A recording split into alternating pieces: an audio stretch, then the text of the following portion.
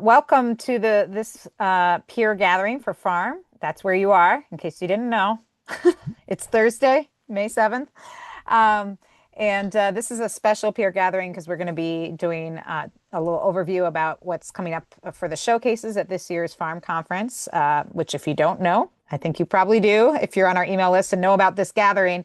But it's happening October 22nd through the 25th, right here in Minneapolis, where I'm coming to you from. Um, and we're just going to go over for some of you, I know have been to farm before and probably know the deal with showcases, but some of you have not. So we're going to go over the different types of showcases very briefly. And then in particular, we're going to focus on private showcases because there's some changes this year and some exciting things. And that's why Joy and Angie, um, the two co-coordinators of the private showcases this year. We'll be able to answer your questions. Feel free to throw questions in the chat as we go, but at the end, we'll also just open it up for any questions that come up. I'll get things going. Again, if you don't know me, I'm Ellen Stanley. I am the conference director for Farm. I luckily I'm able to farm out, no pun intended, many of the aspects of the conference to lots of amazing volunteers who coordinate because there's so many different pieces, like the private showcases, which Joy and Angie run. But certainly, if you have questions about the conference, I'm always a good person to go to, and then I might direct you to someone else who maybe knows more than I do. As I mentioned, the conference is October 22nd through the 25th. If you've never been to Farm, it's a miniature version of Folk Alliance International. So it's a little more boutique. It's geared towards people who either who work in or would like to work in the Midwest, doing folk music related things, performance, promotions, whatever hat you wear or whatever hats you wear. Um, Throughout the conference, there's workshops, panels, talks, peer sessions, opportunities to meet people. And of course, there are a lot of performance opportunities, and a lot of artists attend the conference. And with the advent of the Presenter Summit last year and that continued effort this year, we anticipate a nice increase in presenters as well. And there's a lot of local Twin Cities presenters who will be attending as well. So hopefully a lot of opportunity to get work and get your music out there. For showcases, the main I'll go over the few different kinds of showcases so you know what we're talking about. There are official showcases. These are the main stage showcases that happen on Friday and Saturday evening on the main stage. Nothing else happens at the conference during that time. So most of the people who are at the conference are going to be watching you perform. So that's obviously a wonderful opportunity to apply for an official showcase. You will just go to farmfolk.org, go to official showcases. I'll put the link in the chat. The deadline is May 31st, and you submit with videos. So that's the biggest thing to know about that. All the details about what you need to submit are outlined very well on the website. But the main thing you need to know is the video you submit should be how you intend to showcase at the event, because that's what you are judged on. So if you want to play as a duo, have a video with a duo. If you are going to be playing solo, do that, band, etc. So May 31st, deadline for that. I'd encourage anyone who's a performer, unless you've recently showcased and aren't eligible, to apply for that, because it's a great opportunity. And the worst that will happen is that, and you'll even get the cost of the showcase application um, uh, refunded. So, I mean, it's a great deal. So it's worth doing. We also have performance lane showcases. These are afternoon showcases. They're kind of speed showcases. You do like a 10-minute unmiked thing in a conference room. There's about 3 different showcase rooms, I think, for that. And they're on Friday and Saturday afternoon. And those are a first come, first serve, or it's an order of your application. You can only apply after you've registered for the conference. So then you get a thing. You can apply for a performance lane. We give preference to people who have not done performance lane for the last 2 years. So if you're new to the conference, that's another great way to showcase. And then there's also a folk DJ showcase where DJs pick an artist they're excited about who has never had an official showcase before at Farm, who they want to present. And that happens on Thursday night on the main stage. So similar to the official showcases, although shorter sets, you get a big audience for that. Um, the last one is the private showcases. And we say private showcase, I feel like we should just call them late night showcases because that's what they are. There's nothing private about them. They're just as public on terms of conference attendees going to them. But they happen after the main stage events. They happen from 10:30 p.m. to 2:30 a.m. So, and believe it or not, people are up at those hours because most people are staying at the hotel.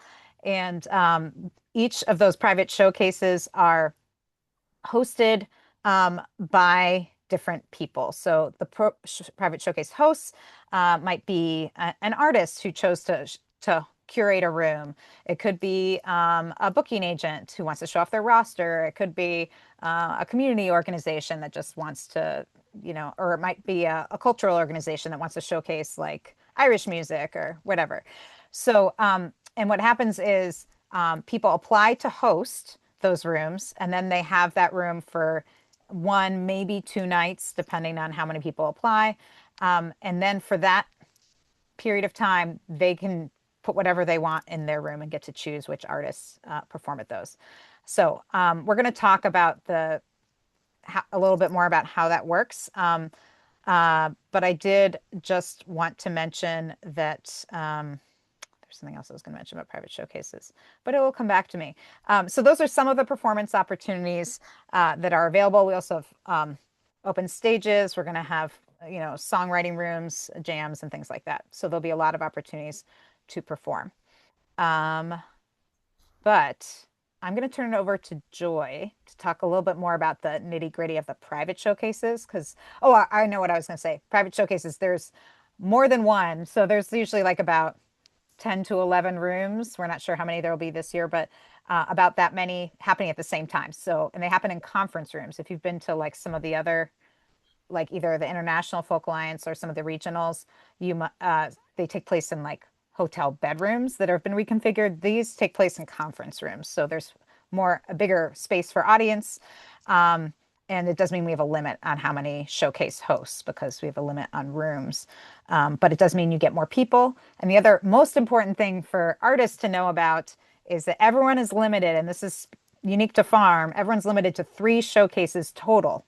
So if you have an official, and a performance lane, you only have one other book showcase you can book. And I think that's great on a lot of levels because A, your job is done more quickly if you're trying to book showcases, but 2, means other musicians are going to hear other musicians play, which creates better community, creates better connection, and you get to enjoy more of the conference. So you're not just hawking your wares constantly, which can be exhausting. So I'm going to turn it over to Joy to talk more about private showcases. Right. Hi, everybody. My name is Joy Zimmerman. If we haven't met, I'm a singer-songwriter from Kansas City, and I'm on the Farm board. This is my third and final year. And I'm delighted that Ellen is once again our conference coordinator and in her hometown, no less. So it's going to be an exciting conference for sure. And I want to thank Angie Ward for signing on. She's a good friend of mine and a good friend of Farm. She and her husband, Mike Ward, another singer-songwriter. And so we're coordinating this year. So I'm excited about that.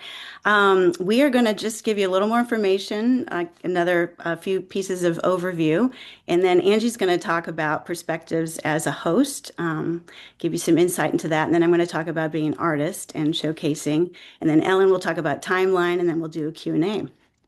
So again, throw any questions in the chat and we'll get to them eventually. Let's see. So again, one of the most exciting parts of Farm are the opportunities, of course, to share music, listen, and discover new music. And so late night showcases is exactly the right name. Every year in the elevator, people will say, why do they have to go so late? And so there is that element, but we want to make sure that people have many opportunities to be heard and to hear new music. So late night owls are rewarded with great music up until 2:30 in the morning. So each of the rooms If you're a host, it's up to you. It's your theme, how you want to configure the night. You can do 10-minute spots, you can do 20 minutes, you can do song share between two people, three people, whatever. So that's up to you. When you apply, you tell us what you're planning. You give us a description. And let us know kind of what you're up to.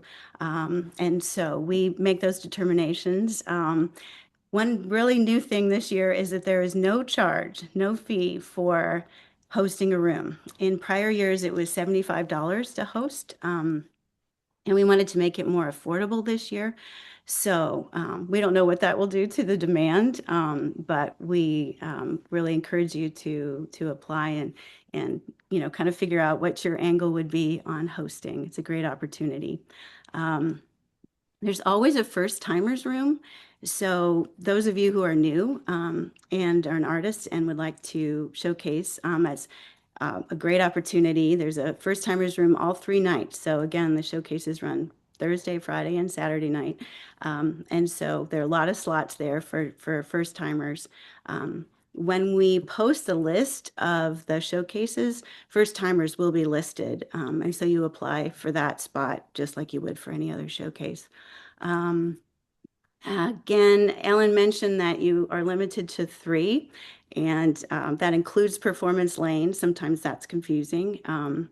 But now when we decide on the showcases, they are posted on the Whova app. So once you register for the conference, you'll be on the Whova app, and so then you will be able to access the list of showcase hosts. In the past, we put them on the website, but we decided starting last year, we are requiring people to register for the conference before you apply to be a host. And also, we're asking you to register for the conference before you apply for any showcase spots as an artist. So that helps us keep track of your exact band name or individual name. And it helps us keep track of how many showcases you have. But as an individual artist, you do need, it's on you to make sure that you only have 3. So let's see. So, something else, I think that's really all the new stuff. Again, the host will be announced when Angie and I and Ellen go through the list and determine the hosts. They will be announced on Whova on July 15th.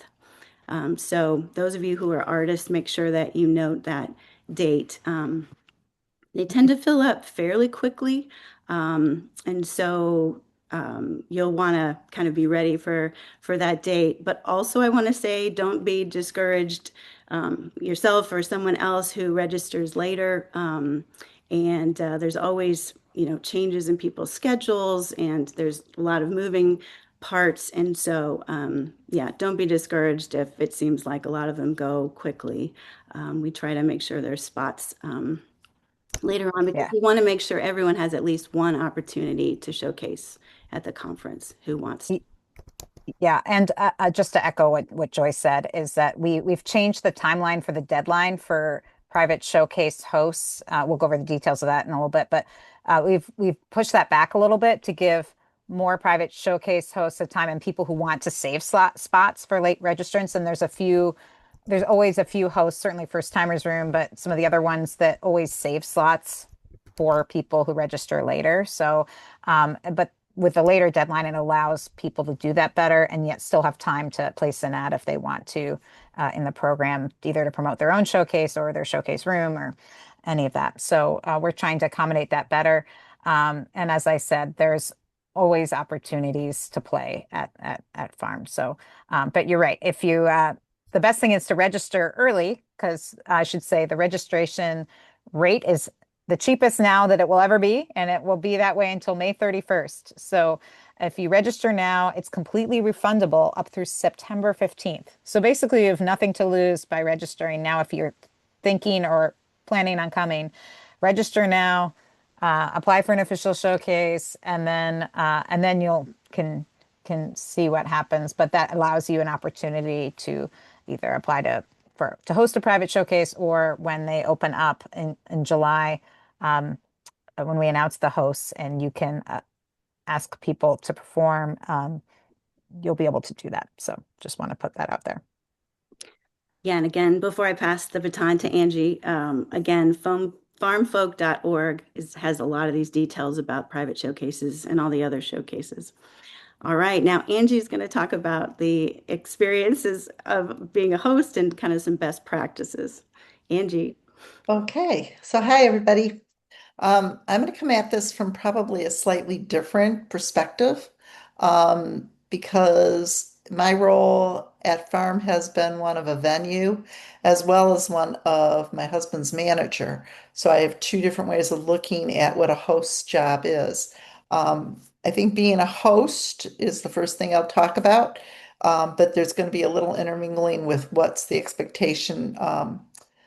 Of a host when getting an application from someone applying to a private showcase.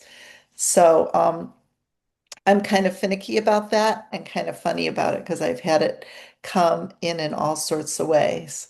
The first thing is when you host a private showcase, you are going to instantly have a community of people that you get to know even before you get to the conference because you're going to be bombarded. Day one, as soon as they announce who the hosts are, you are going to be hit up with probably an onslaught of emails and requests to play in your showcase. So that's going to give you a chance to see the level of talent and the degree of diversity that attend the farm conference. So it's a really great way to meet people and get to know what you're in for. So it's a great thing to do. I've done it a number of years. The first time I went to the Southern Conference, I hosted the very first night. I had never been at the Southern Conference before, and I instantly had friends, and it was just great. So that would be number one. Number two is as a host, your name's going to be on WOVA, but you're also going to get friends that know you and others writing you directly to your email. And I recommend that only because sometimes things get a little bit, well, it can get a little bit overwhelming with how much notifications you're getting that you have a new email and things like that. So you probably want to provide a private email as well that they can reach you through and maybe double copy that just in case one doesn't work for you if you're on the road or whatever you're doing. Um, deciding ahead of time how you want your time in your room to work, how you want the time slots to go, how you want to play the room. Is it going to have a theme? Are you going to do a round? Are you going to do a duos? Are you going to do just single performances? Will help you immediately set up your timeline, and you'll know how many people you can have in your room. So when you the minute you start to get applications, you'll know. I can only take 12, and here it is the first day, and I've gotten 25. So you'll know how quickly you want to look at those and which ones you want to like sort of say, this really interests me, but I'm going to set this one as a secondary. Um, as a host, I was always kind of finicky about you're coming in, you're playing unplugged. If you're playing solo, don't send me a band on a stage that's all electrically, amped and everything, because that doesn't tell me how you're going to sound in that room at night. The other thing that's really important to me is the private showcases are the late night diehard showcase. Stamina is what you need. So you want to look at your performers and who you're putting in the room and how they energize. I always like to start with some performers that everyone's going to be anxious to see. Maybe they're in a official showcase, or maybe they're just someone that everybody adores and loves, like Joy, um, who brings you joy. And as the night goes on, you might want someone who's going to be more robust, a little livelier. I always love later in the evening someone like a Robin Benjamin who just makes me laugh when he's performing and reawakens you as a host as well as your audience. Um, Bringing in the theme and what you want is totally up to you. I find that when you have good snacks, you tend to keep a bigger audience throughout the night for the people playing. Whether you have alcohol or not. Some of that has been hotel based in the past. Some of that is personal choice. There's usually a room that people have the uncorked room with wines and so forth. Um, but just water and snacks. I one time it was Mike's birthday, I think, when I was hosting a room, and this was at the Southern Conference. I brought in from a specialty shop in Asheville cupcakes, and my room was probably 40 people deep for the first hour and a half to 2 hours. So it was great. It was just because that you feed off of that and it keeps your energy going as the host as well. And how you host it is totally up to you. People do it very different ways, you know. So, but it's important that you have fun with it. Agreed. And I just want to hop in really quickly because in case you missed one of the things Angie said, which we have not said yet today, is that private showcases, unlike those main stage showcases, are completely unmiked. So these are designed to just be you playing acoustic. And when I say acoustic, I mean acoustic. So the only exception would be if you're playing an instrument like a keyboard or an electric guitar that requires an amp to be heard. It needs to be kept at a level. It'd be an amp that you would bring, unless that showcase. I mean, one year there was a showcase that was all about keyboards, so they had like a keyboard in the room. So, but most of the time, if you needed an amp, you'd have to bring it. So it should be something small, but also it has to be kept at a level where it would be commensurate with just like your singing voice. So that's how low it would have to be the equivalent of what an acoustic guitar basically would do. So that's just something to keep in mind. So changeovers are often pretty fast in private showcases, but that's up to the host, how comfortable they feel, how much time they want in between performances. But just to be aware that, again, everything is unplugged. So if you are not a robust singer, like if you're a singer but not a robust singer, keep that in mind when you book the room and think about how you would do that to make sure you're heard. Okay, sorry. Yep. And I was just trying to read some of the questions, but they weren't applying really pertinent to this. But the other thing I would say is that in regards to the WOVA, and it's going to have your schedule. Your schedule will go up on there. You're going to have a deadline as a host, and I believe that you turn in your um, the names of who's in your room, and that deadline is September 11th. Um, you also can post little ads and little information pieces on the Wova app about your room and about the people performing in it. So it's really good that you get yourself organized, know who's in your room. Um, and for the artists, it's really important that if you're applying, like if you're registering for the conference under your proper name, but you apply to the showcase under your band name or your stage name, that can be really confusing because hosts are going to go in and make sure you're registered. And if they can't find your name, they're going to assume you're not registered, and that's going to put your application to the side. Um, I would say also when you register, and if you need to have it changed at all, you can let me or Leslie Rich, our registrar, know. Registrar at farmfolk.org is how you can do that. But when you register, there's a spot for your name and there's a spot for your, I believe it's artist name or something like that. So there's something obvious, and I think it might even say for your badge or something. I can't remember how it's worded.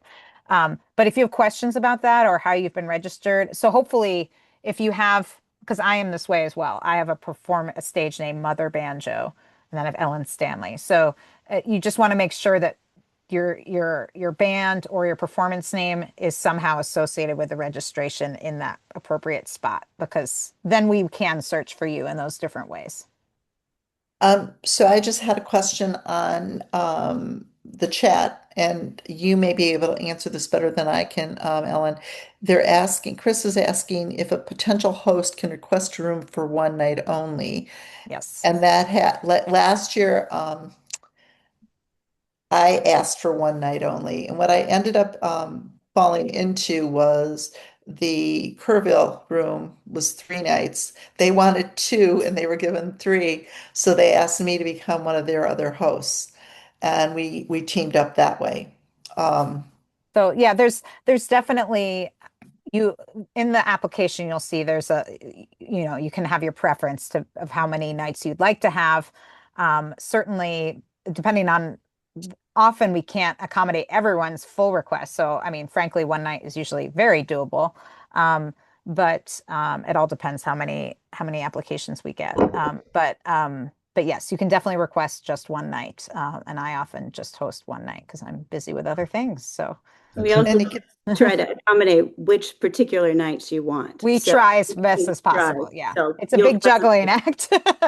yeah. So, yeah, So if you're doing any presentations at the conference, if you're part of an official showcase, like if you're an artist that is also going to host for a night, you probably want to request a night that you're not having like an early morning presentation the next day, or the same night as your official. You probably want to host that on a different night, just because of energy and preparation and yeah. yeah. So, And and we're going to get to more questions at the end, but certainly if you have questions, you can throw them in the chat and we'll get to them as we can, but we'll be taking questions at the very end after we've done that. Yeah. So, So, unless Chris, there's a direct follow-up, I think. just from what I've seen in the past, I'm assuming that a host can perform at the room Yes. they're hosting at. But Everybody yes, seems to be. right, as long as it's still just the one showcase. So what you can't Yeah. do is like perform all night and count it as one showcase. You know what I mean? Mhm. Yeah. Yeah. Like That's so, or many times. So yes, or you can, you can, if you're you can, hosting, you if could you're schedule hosting, yourself for three showcases in your own room as long as those are the only three. That's fine. yeah. yeah, that's what I was going to say. You have to, you can't go room hopping and still For a schedule 5 hour yourself for three. showcase. Although I don't Whoa. Yeah. know anyone who'd want to do that, but I don't think anyone's tried to do that. Right. Thank you. There's always, as a host, to be aware, there's always latecomers um, that register late, come in late. So if those, if you want to leave that last slot open, those last two slots open in your timeline, it's sometimes a nice thing to do because those last minute applicants then have a place to go, especially the first timer ones that maybe missed all of their chances. And Uh, sometimes there's really good folks that come in last minute. It's oh not yeah, yeah, like some ballers where you're like, oh yeah. man, I wish I could fit them in. So, Yeah, not everybody likes those late night slots. Don't feel like it's an insult to you, like I'm not playing your room. Like just realize that some people cannot stay up past midnight and they can't perform past midnight. Like they get gobbledygook in their head. So I've had them tell me all kind of things. Usually I will the first few that I'm booking are usually the top people I want. I will ask them, do you have a time preference? Once in a while, you get lucky and they say, oh, I love 1 o'clock in the morning. And you're just like, oh, cool. So, the other thing you can do is also do rounds later. So or like create things that are fun for the late night. You mentioned just high energy stuff. The other thing that can be great is um like maybe you purposely have like a, a late night round that has like a theme or something fun that might have like one bigger artist and a couple others just because people will be like, oh, that's worth staying up for, or I want to check that out. So that can be really fun too, because if it devolves into a jam session, that's great too. So thinking about what works in those late night slots. yeah, there was a really great one at FAI this year. She had trios in her room, two sets of trios for the first 4 or 5 sets, like of people coming in, and they would play off each other. It was almost like a little battle of the trios. And then, after 15 minutes, the next trio would come in and the next trio. And then, meanwhile, she had like a chalkboard up in her room, and other musicians that were in the room would write their name down.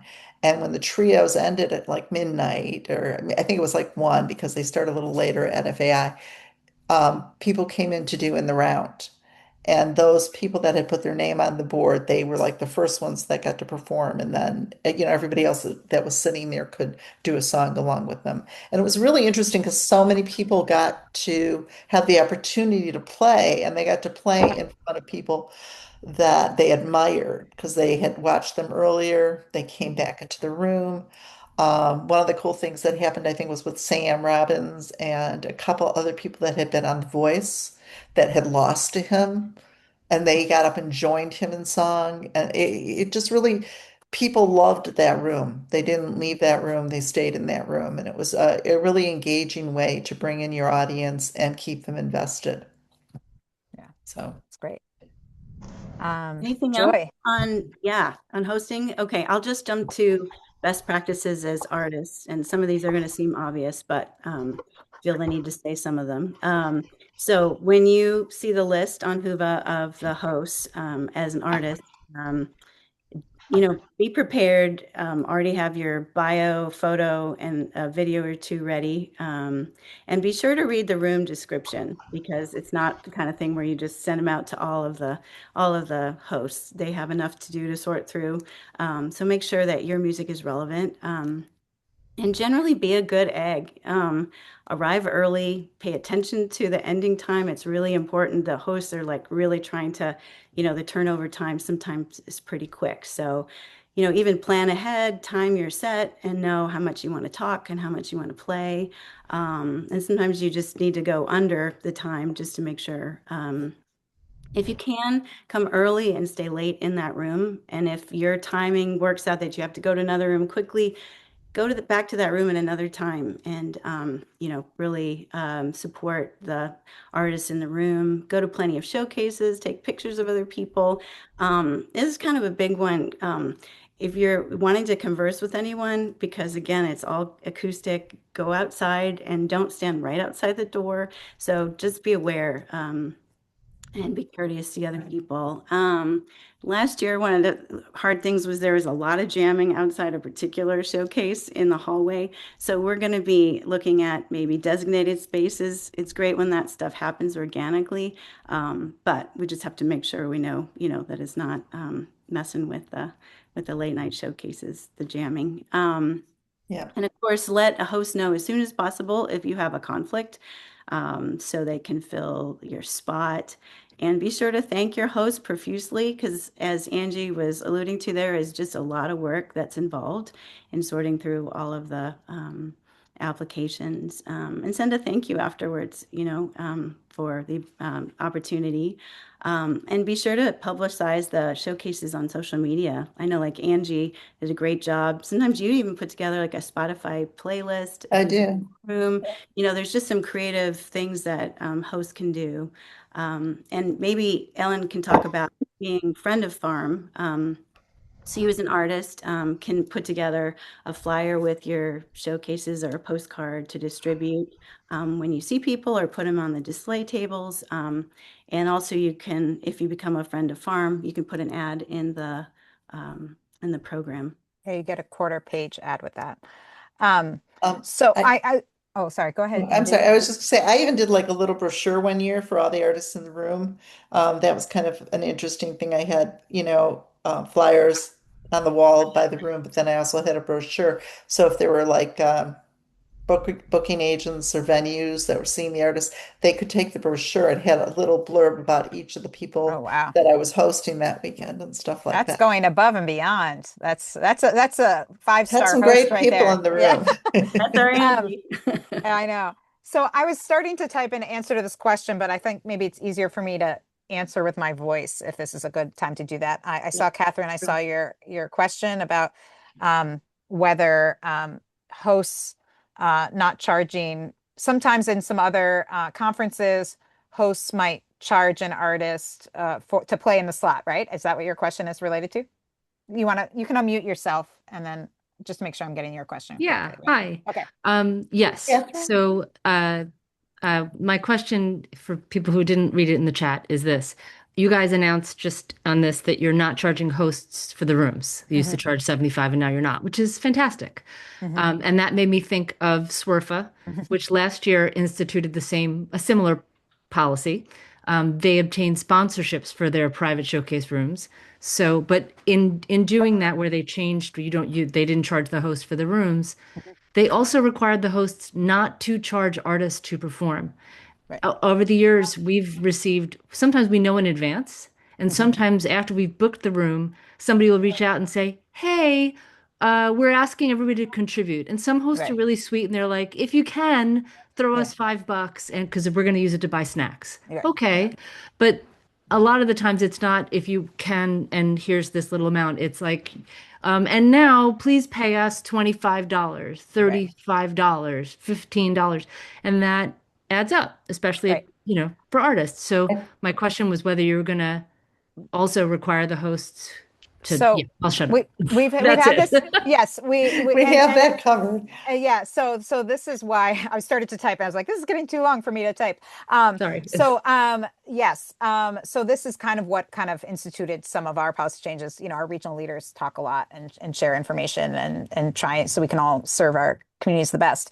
So that is one of the reasons why we did that, and also because the conference registration costs and hotels a little more expensive because we're at a new location. So for everyone, we just wanted to make it a little easier.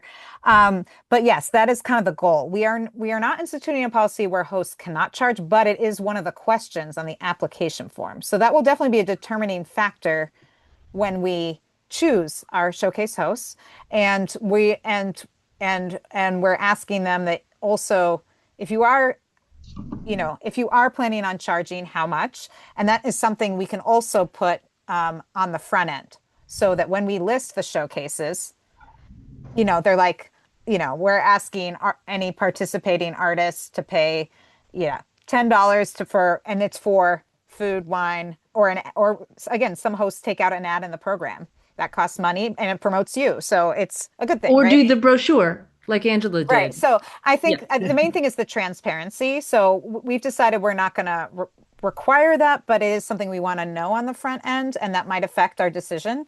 If someone's like, "Oh, I'm going to charge $50," and we're like, that seems weird because unless you have two performers, I don't know.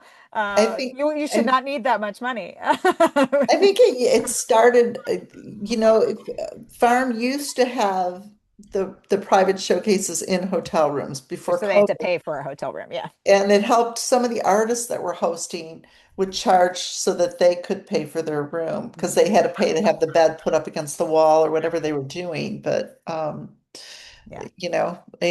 but now a lot of people do take out ads, and a lot of people do bring in quite a bit of snacks and alcohol and other beverages, And and some of those are really great rooms. So we yeah. also didn't want to discourage people who are really great hosts from doing their thing and going all out.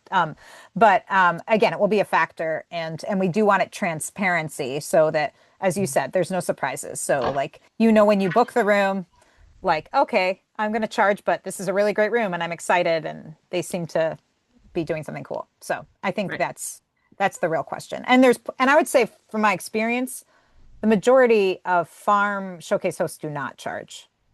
That's been my experience. Yeah. So for whatever that's worth.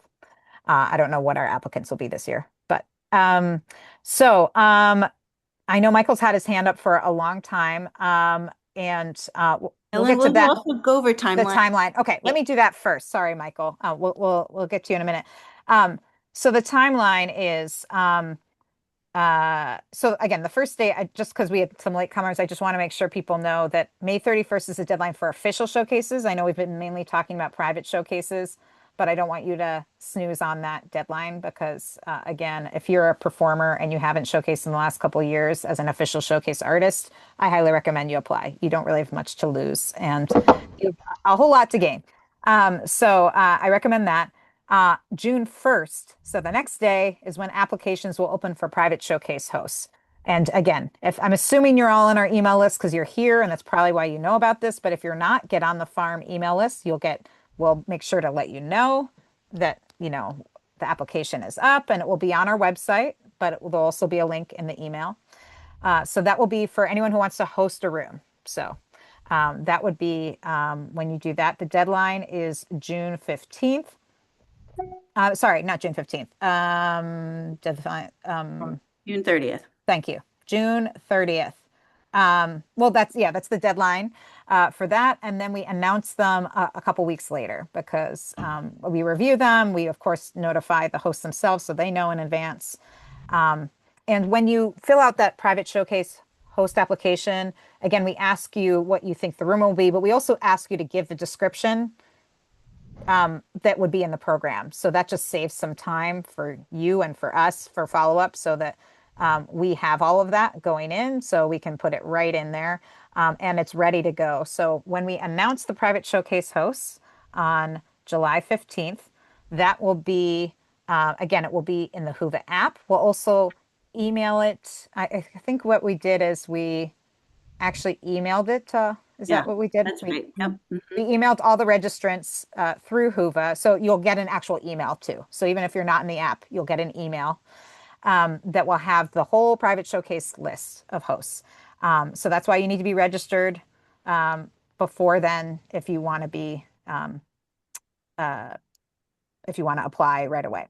And we haven't really gone over how you do it, but this will be in that email. But basically, you'll get to see the descriptions for all the rooms, whether they're charging, what the theme is, and it's up to you to just contact the host directly and say, "Hey, I'm interested in playing your room. I think I'm a fit," or whatever else. But they might not make their decisions for a long time. You don't have to send 20 million emails, I would just say, uh, especially because they'll be inundated and they have a lot of time to work out the schedule. So the deadline for hosts, um, let's see, deadline for, where is that? Where is September that? 11th What was that? for host to submit. Yes, I was looking for that. September 11th. Thank you. September 11th. And it's not in the thing I'm looking at right now, so I better make sure that's in all the places. September 11th is when the private showcase hosts have to get us their schedules. And then the advertising deadline is September 22nd. So anyone who is either an artist advertising their own showcases or a host who wants to advertise their room will have an opportunity they'll have their final schedule by that time. So that was kind of why we have the deadlines where we do. And also you will be notified like mid-July is when you'll be notified about official showcases because that might affect. Sometimes what happens is people book a couple of showcases and then they find out they get a folk DJ showcase or an official showcase, so they have to back out of one of the other ones, which is normal. That happens. But that's one of the reasons why we also give a long window to book the private showcases. It can be very fluid for a while. So that's why don't give up hope if you don't get showcased right away. Things just move around a lot during that time period. So that's an overview. I'll make sure all these dates are usually at the bottom of all the emails, but will also are on the website. And certainly the deadlines for each of the showcases. If you go to any of those individual showcase pages, like for officials or private showcases on the website, it has all of the info, more detail probably than you need. I think that's most of it, right, Joy? Oh, yeah. I know I just spat out a lot of dates. So like I said, it's all on our website. We'll make sure to let you know on email when things are coming up. I think we all repeated everything several times over, so hopefully everyone got the information they needed. But if there's any questions, I'm not seeing anything in the chat that we haven't covered. Yeah. Michael's had his hand up for. Yes, I know. He's been so patient. Okay, Michael, it's all you. Yeah, I figured it would be too much in the chat, so I'd ask Yeah. this. Yeah. As a few of you, including you, Ellen, know, for a number of years on the opening night of the NERFA and SURFA conferences, I've hosted a very different type of showcase called the acousticmusicscene.com Midnight Hoot, which has featured some 36 artists and several singing folk DJs, each performing only one song with no set time slots, though in recent years I've tried to give them an hour during which they'd perform. Reason there's no set time slots, when you have that many people, if one doesn't show up, it affects the schedule for everybody else. But one of the ways I was able to do that, NERFA just recently instituted, and I'm so glad that they did, a limit as to the number of showcases that folks can have. But SURFA, like Farm, always had a limit. But the way I was able to do this was that because it's just one song and it's no set time slots, that wasn't counted against the Mm. showcase schedule for people. So Mhm. before determining whether or not to do that at Farm, wanted to know whether that would be the case Kosher. there. So, I think I would apply for that. If you're interested in doing that as a private showcase host. I think we have had like Jenny and Robin's room often have some what they call them their interstitial guests that are surprises that are in between sets where it's just one song. And those don't count towards the showcase because they're not advertised, right?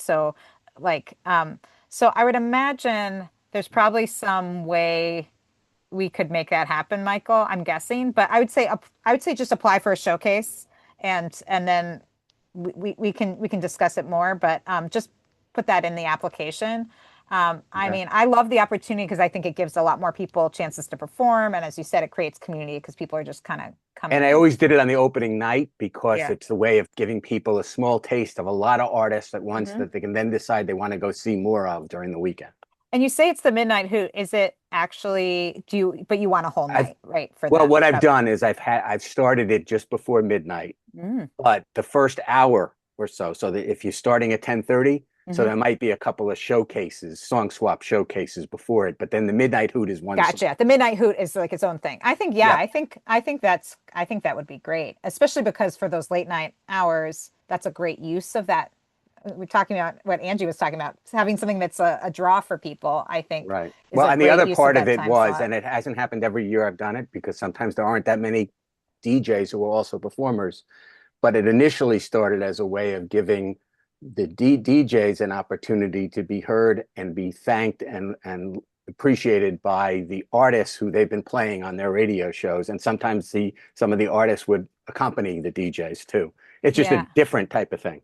Oh, I think that's great too, because then you're also getting people who aren't showcasing any other time. So Yeah. I mean, Yeah. I think that all fits. So I would say apply with all of that information in there, and I think that could be great. Okay.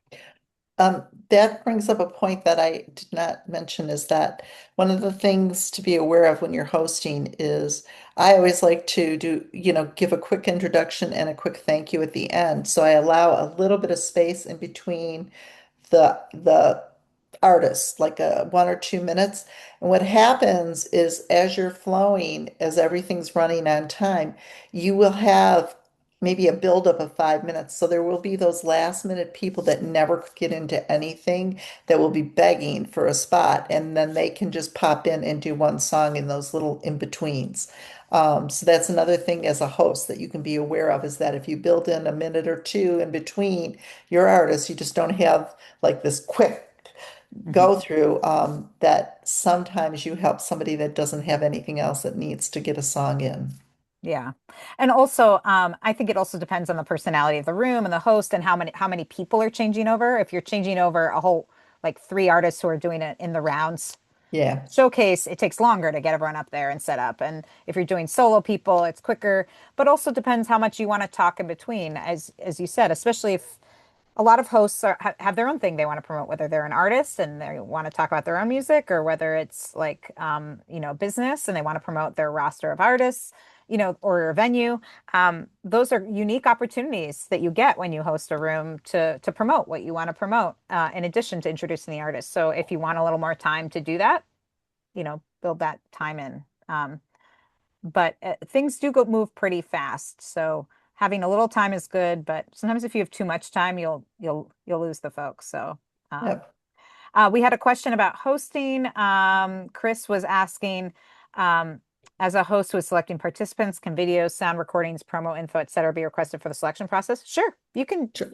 you can do that however you want. I would say if you're artist approaching a showcase host, I think giving them a short thing with links is often the way to go. But if they request something specific, obviously send it to them. But you don't want to inundate them either if that's not what they want. So I'd say keep it short and have all the information easily accessible there.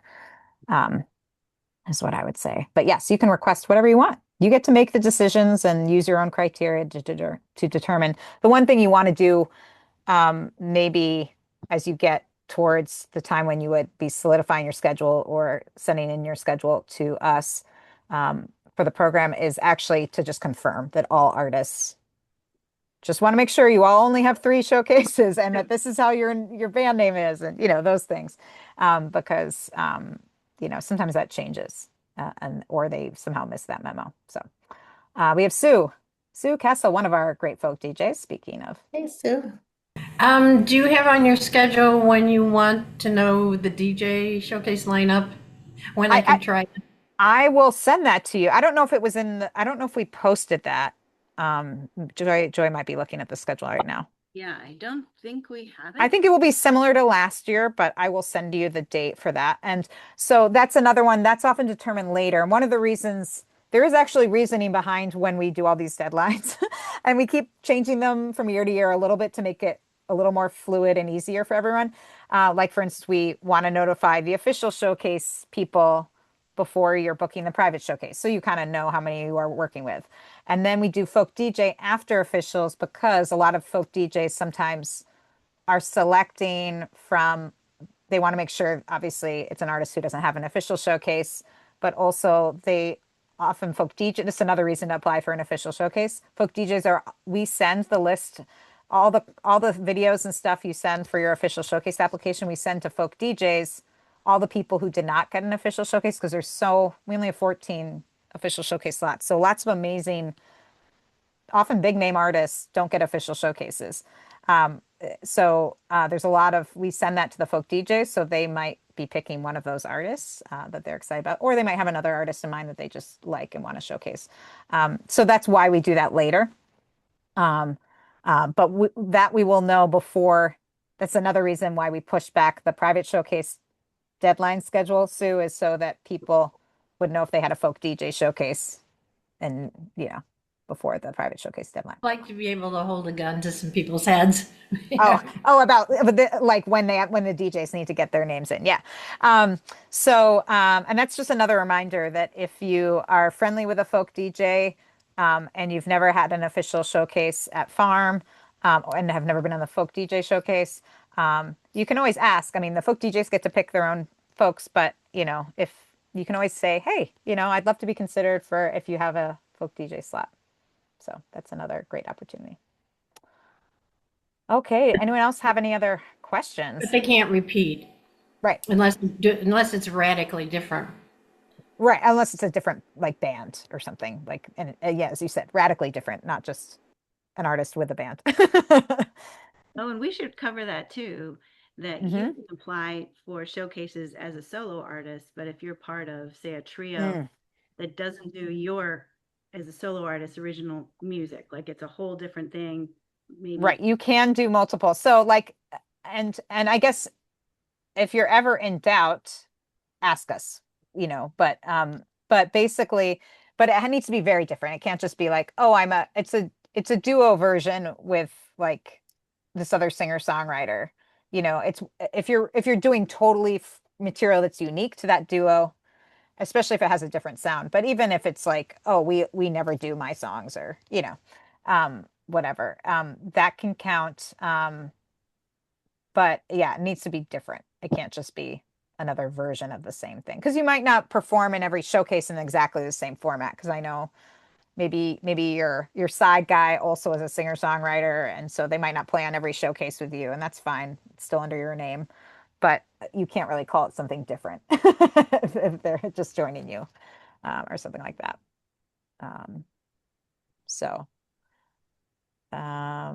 Yeah. Any other questions could be about the conference too. It doesn't just have to be about private showcases.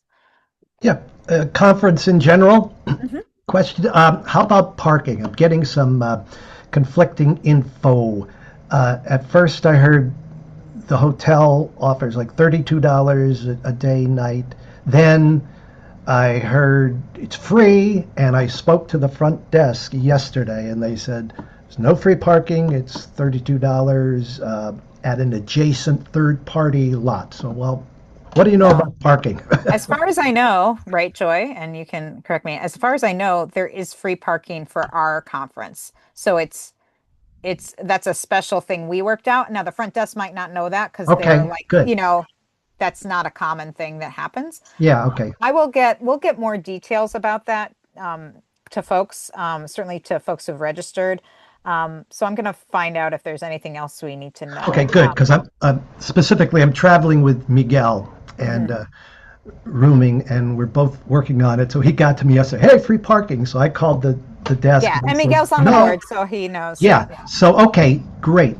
So he So was online a So little. yeah, like the hotel rates are a little more that certainly more than Chicago. Yeah. We had a Okay. very Great. sweetheart deal in Chicago, but does include parking, which is great because we're in downtown. Also, if you are traveling in on either Amtrak or flying in, the light rail from either downtown St. Paul or from the Minneapolis airport goes right to downtown within a few blocks of All the right. hotel. All right. So it's very Good. easy if you are taking some other kind of transport. So it sounds like we'll need a code number or name to drop to I don't say, know how that part will work okay, yet, but but yes. we'll Um, we'll get that. assume that is free. What I don't know is how it will work with daytime, people who local folks. That part I do not know. Yeah. This is for people who are staying at the hotel. Yeah, because So actually, once we get there, it's just gonna leave the car there right, and right, get it when we drive out on Sunday. So right. there's hardly any in and out to be done. Great, that's great news. So let us know how to do it. Thanks. And I know there's been questions for some folks who might have bigger vehicles like campers or other things. Yep, Dan and Faith. Um, and I actually we will definitely be sharing more of that information because I'm sure other people have the same questions. But I actually, for Dan Faith, I have some ideas. So certainly, if you have that same situation, let me know. And because as long as you don't need access to it throughout all the time throughout the weekend, you just need a place to park it for the weekend. I have some, I can probably help connect you with some spaces to park where it should be safe. So And oh, if I may continue, just on that, like I said, I'm sharing a room so far with Miguel, and it's a four sleeper, two queen beds. So we're going to do it, I'm saying cowboy bunkhouse style. So we still have two uh, bodies available to split the cost of the room, which gets it down really inexpensive. yeah, Split that yeah. four ways. If So you have friends going that you feel comfortable staying yeah, with, definitely take advantage. yeah, and Um, so let me know. And the rooms, I've got the rooms, so we've got room for two more. and And that will be another thing that the app will be useful for as you start being that is there's a lot of great places to network with people who are registered, and everyone on the app will be people who are registered. So you can post messages there. Also, of course, there's the farm Facebook group. There's some other spaces you can share that information as well. Um, And we are almost at time. And unfortunately, I have kind of a hard stop at 2. But does anyone else have any quick questions or things we should address? Looks When like are the I froze, but the Hova, could you find out how we can get rid of old messages? We asked about that last year, Yeah, and I never got an I answer. will I will look into that. I don't know the answer, but I'll look into that. I'm not sure. Um, I'm not sure if there's any way you can just be like have it just be from this year. yeah, Charlie? Uh, I just wanted to do some quick housekeeping before everybody ran away. Hmm. The virtual connections community will have the at 7 p.m. Central Time next week, the concert presenter group, and then Sue will be hosting the DJ and Friends on the 27th. The 13th is the concert presenters, and then Virtual Performance Lane will be on the 28th this month. Great. Keep people and keep Uh, that in. Pop, you had one Yeah, more quick thing? real quick. When are the official showcase artists announced? They're announced July 15th, the Okay, same day that the private showcase hosts are announced. So okay, you'll know that at the right time. great. So uh Mhm. Chris, and then yep, I have to run. I don't know about other yeah. people. All right. Thank you. When does the Hoover app go active for 2026? It So is actually. I was gonna I mean, it's when we read the registration is through Hoover, so it's already there. What I don't know is in terms of the schedule and the event being launched, there's a window. I can't remember what it is, like 90 days, or you know what I mean. We can't we can't at least publish a schedule and that stuff until that date. What I don't remember is whether that's when the app goes live. So we'll tell you when it's going live, for sure. But I don't remember off the top of my head. But right now it is not. It's not like I'm missing it or No, screwing you're it. not missing. I mean, other than you can just sort of register for the app and download the app and I have kind of it. get ready. Yeah. So, I mean, and if you've done it, if you've registered like last year or used Huva for a previous farm conference, you can use the same account. If you've registered with the same email, it should just be there. It should just pop up, Yeah, or you okay. just need to download the app. And Catherine, what was that? You're muted. I'm sorry, I can't hear you.